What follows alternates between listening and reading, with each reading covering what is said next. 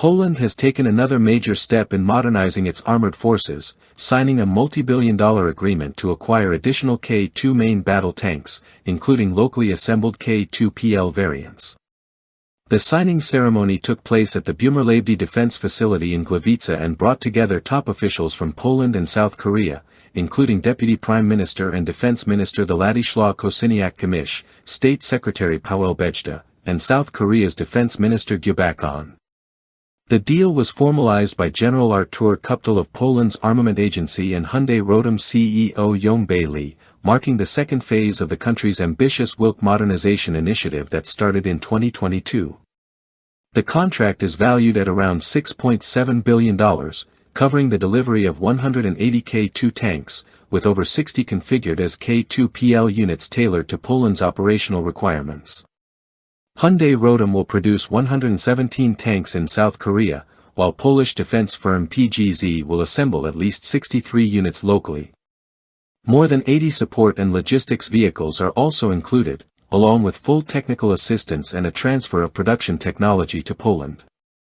The first 30 tanks of this new order are expected to arrive in 2026, while upgrades at Bumerlabdy are set to ramp up annual production capacity to 50 K2PL tanks by 2028, positioning Poland as a potential exporter of the variant. The K2PL model incorporates advanced modular armor, explosive reactive protection, a hard-kill active defense system, and an electronic warfare suite designed to counter modern threats, including drones.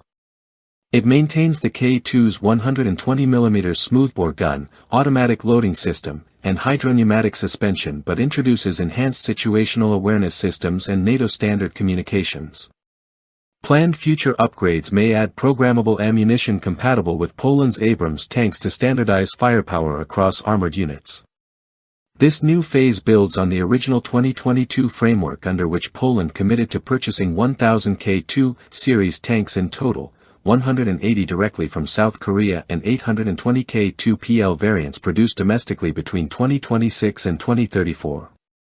The larger modernization program also includes K9 self-propelled howitzers, Fa-50 light fighters, and Chunmoo rocket launchers. Hyundai Rotem has since redirected much of its manufacturing output to meet Polish demand, temporarily slowing deliveries for the South Korean army. Poland began receiving K2 tanks in late 2022, with about 110 already in service across its mechanized brigades as of early 2025.